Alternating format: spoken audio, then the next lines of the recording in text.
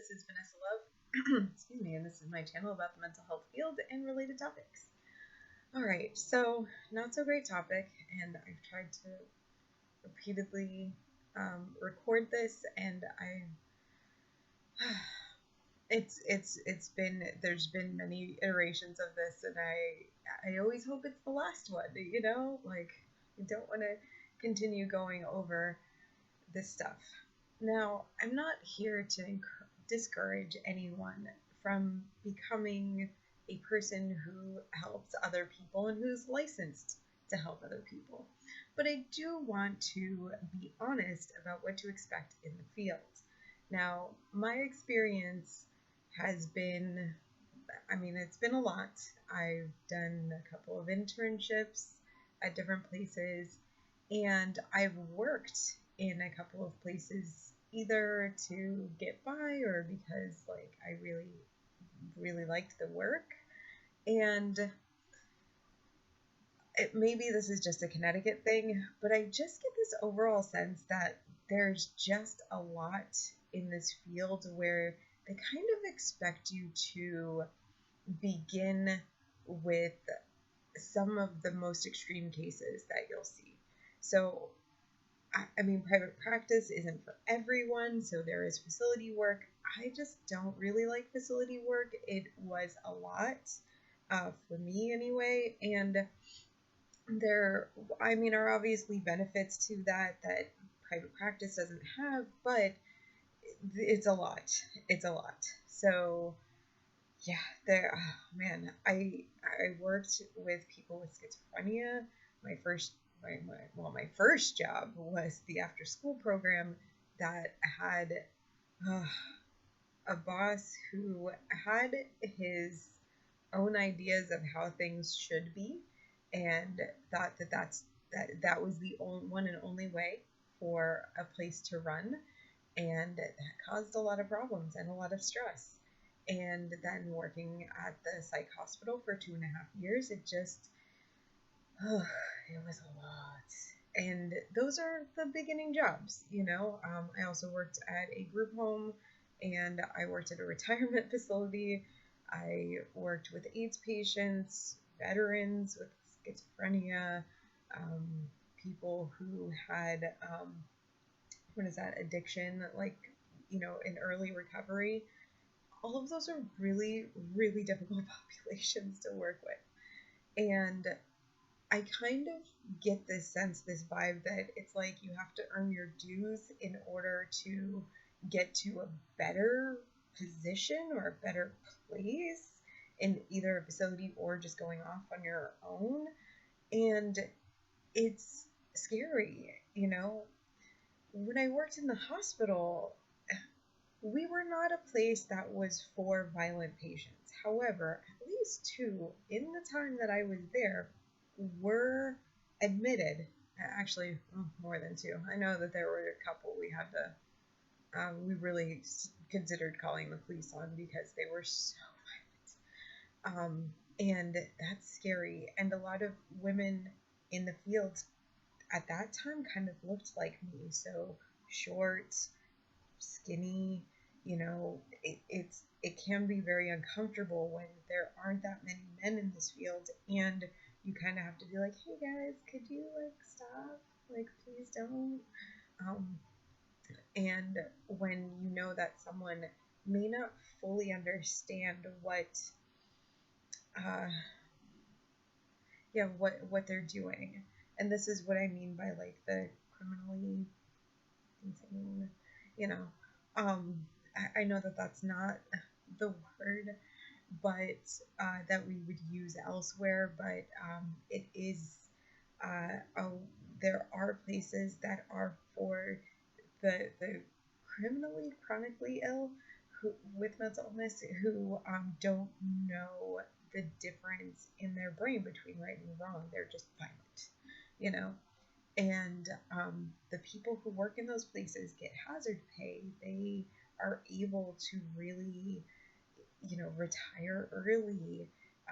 They are equipped for and prepared for anyone who might be violent. Whereas a facility that is not prepared for that, doesn't have hazard pay, doesn't have early retirement, and doesn't want you to sue them if anything goes wrong. And that was one of the issues that really made me leave, because there was someone who was a security guard who they were heavily criticizing for getting in the middle of a fight in like the ER or something. It was definitely like a memo that went out, but also like not something I entirely remember that well. But it was what did you expect a security guard to do in that situation? Just let them duke it out because you don't want to be sued? You know, like, you want to blame him for not doing his job properly? That doesn't feel good. So there there is a part of that where people do try to, you know, get away with being very mean to workers. And when I worked at the psych hospital, we weren't allowed to feel anything about that. Like, you have to be blank face always, because, even though you might get bored and just tired of going into work and being called basically a bitch every day, that like it's that you might be affected by that. And there is this thing called supervision. Supervision is where you sit down with your manager, or you sit down with someone who knows a little bit more about things, they have more experience, and you get some information from them. You express your frustration, you try and, brush up on your skills in some way, or your understanding of the population, and you just get a sense of understanding so that you can give proper care.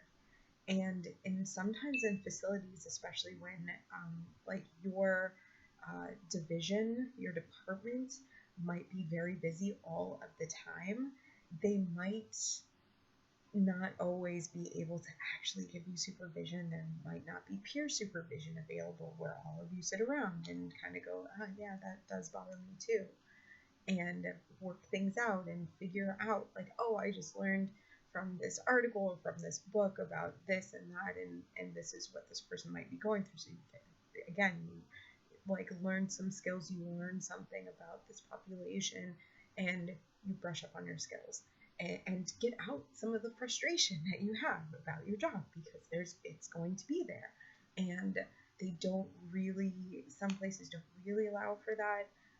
There's not open communication all the time. It also depends on what supervisor you might get. I know that I was not a part of the nurse department, but like the head nurses, they basically had no time. There was no time to be like, hey, by the way, like, this is what happened and I feel very frustrated about this. Like, there's so much charting and documenting and looking over, and so many other things going on, and preparing medication, and all of talking to the doctor, all of these things that like the system doesn't always allow for you to have the one-on-one time that you absolutely need in order to feel comfortable coming into work every day, and that's rough.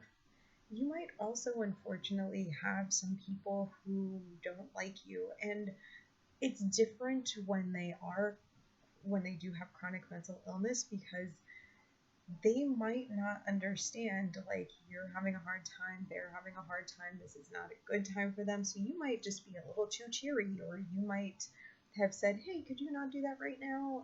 There might be another time for you to do that. And they might be super mad at you and do things like find out your full name, find out any information about you, and really like try to like go after you. And luckily my coworkers were always like good. One of them always worked with kids, so kids would come running up to him in public, and you can't be like, hey, well, we work together, because like that's not, like, he's like, oh no, they would tell all of their business to all of my friends all of the time.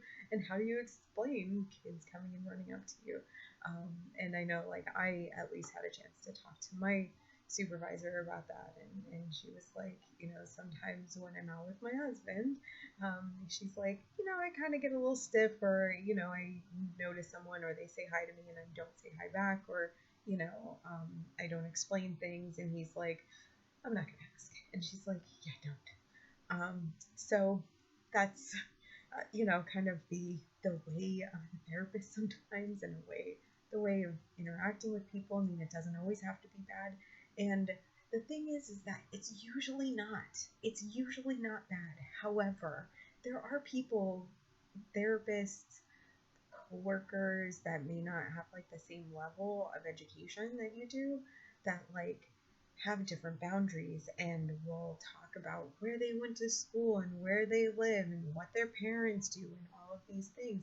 Now, usually that's not a problem, but that can be a problem when there are people who have, malintent for you, and who want to seek harm against you. And those type of things can be basically giving, unfortunately, these people with bad intent to, go and do things. I'm mostly concerned about stalking. That's what I've been concerned about for a long time. My safety, my family's safety, my friends' safety. If someone is mad at me, or had been mad at me for being like, hey, could you not do that right now? I'm trying to, be the best, even though, like, you don't feel that way most days. At least I didn't. It was very early on in my career too. So, there was a lot of skills that needed to be, more refined, and they did get there, obviously, but like, it just took me some time. And, luckily in some of these places, they understand that you're going to struggle with that, and they're understanding that this may be your first job. So like, they're trying to kind of like understand and to let you kind of work things out. But it can be very difficult. And just by the way, supervision and therapy, very different from each other. Supervision, you can definitely like talk about like current patients who are at the hospital, who, or whatever program you're in, and talk things through with that. And again, learn some information maybe about diagnoses, get your skills up. Therapy is about like, okay, so you don't feel great about yourself, and especially not in this position, because you're fearful, because your family life, because of trauma, because of this, because of that, because of kind of the cognitive behavioral things, where it's like, well, you tell yourself that you're not good enough, or that you're not worthy, or whatever it is, and like, it just kind of comes back up for you. So like, that's really what therapy is for. Like, it's not always about skills. Like, it can be, obviously, because once I know someone is working in the field, I can be like, okay, well, here's how you can kind of like make this easier or better for you in this way, or what's this person's diagnosis that you were kind of with. Well, maybe you should find that out. Maybe you can kind of understand what blah blah blah. In that sense. There after I left the hospital, there was a lot of reports coming out, like in the newspaper, about violent patients in a lot of different places. And I remember one report said something to the effect of, it's not when, like, it's not if you get hurt, it's when you get hurt at this job. And it's like, yeah, that's kind of how it felt. Like, there was only a matter of time before, like, you were going to, have something done against you. And that it's very tough. And you're going to be working with people who have chronic illnesses that you may not see when you're in private practice. I can say that I'm very privileged to be in private practice, and that I'm much safer. I don't worry about everything. One time, like, I lost a piece of my necklace, and I don't know where I lost it. I think I found it at home or something. But, like, I worried that, like, I had lost it while I was at work and someone swallowed it, or someone um, like was going to find it somewhere that obviously it was at home. It was, oh, thank God it didn't happen. But yeah, one time I like lost a plastic um, paintbrush, and that was like a whole thing. And I don't know if I was ever really forgiven for that. I had people being like, "Well, what color was it?" I don't know. I brought a bunch. Like I didn't know that I had to keep track of what color it might be. Yellow, right? I don't know. It's one of those colors, you know. So I had to like tighten down and like sign out paintbrushes. I know it sounds almost ridiculous, but it's like, yeah, you have to do that, or else someone's gonna walk off with it and, you know, maybe break it and do something. And it's unfortunate. It's it gets, it changes your mind like in ways where like I still close doors all the way, like all the way. Like I stand there and make sure that the door is closed all the way. And when there are doors that are open in my house that like I'm like, those are doors that are supposed to be closed, I like close doors. Just like, nope, can't, nope, have to keep that closed. I know that my friend used to make fun of me for that, because like it really does like warp your mind, because you know, if you accidentally like don't close the door tight enough, someone could run out, and that can be an issue. And there's still a lot of issues in the places that are close by. I know because I have, you know, contacts with people in some of these places, and it's not always the best, you know, environments. And I don't know if they're really the best for people who are new, but like that's kind of where there's most availability, unfortunately. I mean, I wish that I could take on interns here, but I don't have enough.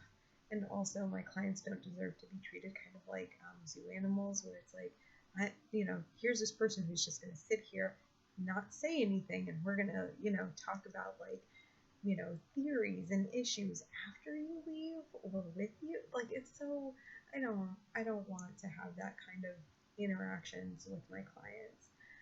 I mean, there's always the issue, as I've expressed, I feel like many times over. Maybe I deleted all of those videos, but um, there are people in this field who are just out to like be mean. And it's like, I had to go through this, so you have to go through it too.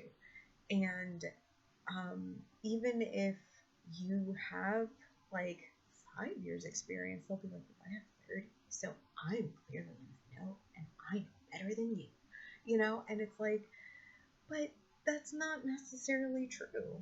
You know, you could work with only like autistic kids, and if someone else works with, you know, depression, trauma, and bipolar disorder, then like it doesn't matter. You have two skill sets, and like one isn't better than the other, but like some people in this field are, one, out for money, and two, really want the validation. And so like I see a lot of bullying online between compassionate, you know, therapists that have hold the compassion for their clients but can't hold it for their colleagues because they feel they know better. And I can always tell when those people just need the validation, because once you're like, so what is the best option for my clients in this situation? They get a little upset. I've also asked for resources. I tend to be very interested in what people know and how they know it. So I'm like, oh my gosh, that's so interesting. Where's the original? I want to read this. And they take that as like, you don't know anything. I need to see your sources. And it's like, well, I expect that you know what you're doing. It's just that I need to see for myself, to have reference material to make changes. And if this is what you have, then I want to read that. It's the same that I do for most of like the people who like comment on here and make the general sweeping statements. And I think that that's fine. I'm never going to ask anyone for their credentials on that. I just want to know the resources because I think it's so interesting, and I kind of want to know, like, okay, so if you're saying something like all sociopaths, which is not the correct grammar, like that's not the term. All sociopaths were abandoned at birth. Like, oh my God, let me read that. That is so interesting. Okay, but I know most likely the person doesn't really know. They're just kind of making statements because they, want to, or because they feel that they know it, but they don't. Um, Also, I think that some people tend to be like anecdotal. Evidence is evidence, and it's like, yeah, but usually, you want to like kind of see more than a case study on something before you can make that generalization. And so, if five people who happen to have borderline personality disorder and all of them go through A, B, and C, but also all of them are your friends and around the same age and are in kind of the same area, then maybe that's just true for that part. And that's why I started out this by saying that, this is my experience in Connecticut, but also I have paid attention and made sure that there are some, resources that have said this to be true in places like Oregon and California. So it kind of doesn't feel like it's just here. And when I share things like this, some people come forward and do email me or make comments to me like, yeah, it's not only the places that you worked, it's a lot of places. It's scary out there. And, these are the places that will be like, hey, if you have a high school diploma, come work with us, and those unfortunately are like the people that they put on the front line. It's, and pay the least, which is again not the greatest, but I guess room to grow. Good jobs if you want to stay with it, if you can kind of separate yourself from your work, but also still seems kind of like trauma. And I do know that some of the things that I've seen over the years, especially in those jobs, like were traumatic, and otherwise sometimes just stressful. I know that there had been times where people were kind of like they didn't want to be discharged, so they were making a ruckus, or there was people who ran away from the group home, but before they ran away from the group home, they just acted just really crappy. And like, it's not like my job should have been easy, but like, there's so much stress that you can take before it just becomes like, okay, you know what, I want a customer service job. I don't want to be treated like this anymore. There's no way on this earth that anyone should be treated this way. But I think, again, like, patients and clients will figure out that they can be very mean, and that you just have to be like, well, I'm letting you get that out before all of this other stuff, like, all right, throw some things, cool, all right, run out of the house, fine. And I think that it's almost a disservice to some of those people, because like, you're really unfortunately playing a role in a system that is making it very difficult for them to like live in the world, because if they expect everyone to accept their BS, then like, you're setting them up to like not deal with disappointment and not deal with natural consequences of their behaviors. And especially, like, I know a couple of people like moved from the group home to kind of a supported living place for like young people, and it's almost like they didn't do well. They were trying to manipulate, they were trying to do this, they were trying to do that, and like, there were consequences to what they were doing. And it's like they didn't understand that, like, no, this is bad, this is not the way to like go and do this.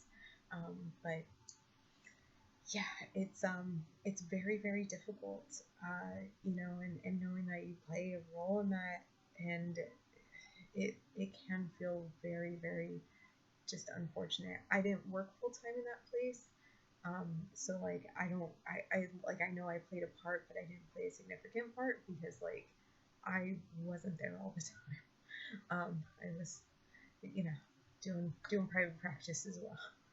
Um, but there are issues like that that do come up, and um, it doesn't feel good. It doesn't feel like you're really contributing. Like you're kind of rehabilitating people, but sometimes it doesn't feel that way.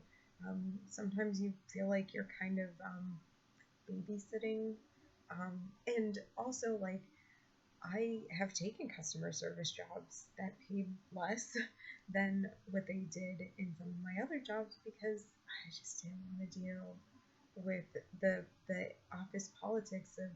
I know at some point in one of the placements, one of the workplaces that I had, they didn't want us to call the police anymore because it looked bad or something, and they wanted to deal with things in house.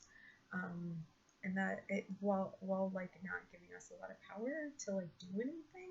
So like what are we supposed to do in a situation like this? And yeah, it wasn't good. But of course, that's just the experience of one therapist. There might be, plenty of other people who absolutely loved every aspect of their facility work and, loved all of their clients, loved, like every bit of every, like, working part of their job. And hopefully you find those videos and you can compare and contrast and be like, oh, Vanessa went through this, but this person went through this. So maybe like there's some kind of hopeful in between. I do know that most of the people I worked with at AIDS Project were amazing and wonderful, and definitely if they had any financial, gains, I probably would hopefully like want to work in a population like that. Even with all of the issues that like kind of come up in therapy, I find it actually fascinating. Um, yeah, like are there any other jobs? I mean, I guess maybe the retirement home, but even then, there's a lot that kind of goes into that doesn't always feel good. I mean, I think it like toxic work environments can be the people who you're working for, like the patients, and then people who you're working with and the higher ups. And like I feel like there's been a lot of places where I've just been like, you know what, I don't like the higher ups, and sometimes I don't particularly like the people I work with, or work for. And so like it can be I know that one of those places was like just an all around like bad, just everything was bad. And I mean, I'm glad that my manager was very open about how much she struggled with this one person, but also seemed to be very odd about other things, like insisting that I missed, like there was a group that we did outside, and she was like, don't take, the like patient list outside. Totally understandable. Yeah, definitely don't want that to happen. Like if I left it somewhere or something. Um, so I was outside. I was trying to keep track. She insisted that I did not keep track of who was, outside in the group. And I was like, well, can you tell me who I missed so that I can understand like what's going on? And she was like, I don't even know who you missed. I just know you missed people. And I was like, okay, how do I change this for the future? And she didn't have any idea how to change that. A manager. Like, and that, like, so, like you can't tell me what I did wrong, but you think that something went wrong. And I think that happened to like I remember telling my coworker, like, I don't think she trusts me. And I think I was right about that, like just like you can't, as a manager, it's really, really not great for you to be like, I know something's wrong here, but I don't know what it is. And you're going to be, like you're going to be docked. I don't like, what is it? Also one time, very illegal. I can't go back and change this because it's been over 10 years, but, she said that because she saw me talking in the hallway one time while I was at work, that she wasn't going to give me the half hour that I worked overtime. She really seriously did that. Like, So, wage theft is actual theft, and it's the biggest form of theft. And I feel like I should have known. I really should have known better. But yeah, I mean, again, toxic work environments, and I didn't know well enough, and so I was like, well, I guess, okay, that doesn't make any sense, but like, and I don't agree to it, but like, okay, it's go on then, I guess, but it wage theft, definitely, and that's what I mean, toxic people to work with, like how how how is any of that going to be resolved? Like, yeah. And yeah, oh my God, there's just so much with that job. But had it been a different place, had it been a bit of a different, environment of people who I worked for, of people who I worked with, like it would have been very different. And maybe that could be you, that could be, a place where you really thrive and that you really enjoy it. Um, and yeah, so like, again, kind of a warning of like, you might get some like really like tough jobs and like not get enough support around those tough jobs, but hopefully things have changed in the last 10 years, and that you like, what's good for you, and you can kind of figure out what type of placements you want to be in, what type of work environments, where you work best. I know I work best in not being thrown into situations where I'm very uncomfortable. I'd rather build my skill up and then be in some of the more difficult, like group sessions, that type of thing, where, it would have been a little bit more trying. Um, like let me have my skills first. um, and I know that my manager at that job, she did that to me all the time. It never worked out very well, just caused more anxiety, really. And she had worked in that job for like, let's say 12 years, and I had, after a while worked in the actual field for like 3 years when I left that job. And she said something to the effect one time of, but you're still green, you're still new.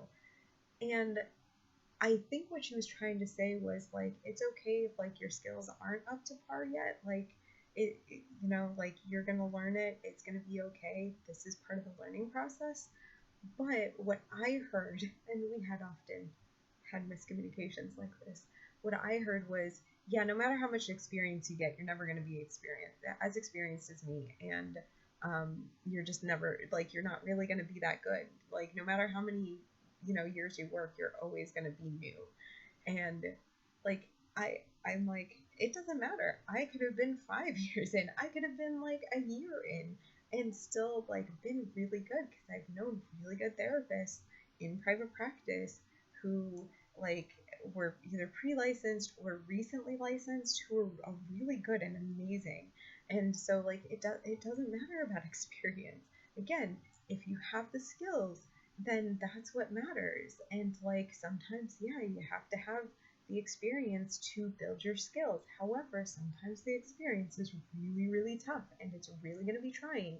And like, you like might need some extra help, and you might need to like rely on your friends a little bit more, and maybe, go out with some of your coworkers, make some friendships, so that you're able to be like, man, this is really tough for me, so that you don't have to keep it in. Unfortunately, I was not close with very many people in who I worked with in the psych hospital, and part of that was, kind of like age differences within my department, but also like, I was working on my master's. Some of the people were always going to work there, so like, there was kind of a difference of like expectation, I guess. And had I had different experiences there, I probably would have stayed, but it was so stressful that like, there at that time there was a lot of turnover, and then the CEO left, and I was like, you know what, I don't really want to deal with any of this like turnover change, or change from, the CEO leaving. So I knew it wasn't the place for me at that time. And so, yeah, I went into private practice after that. I feel like I did need a little bit of downtime to like learn some skills like marketing.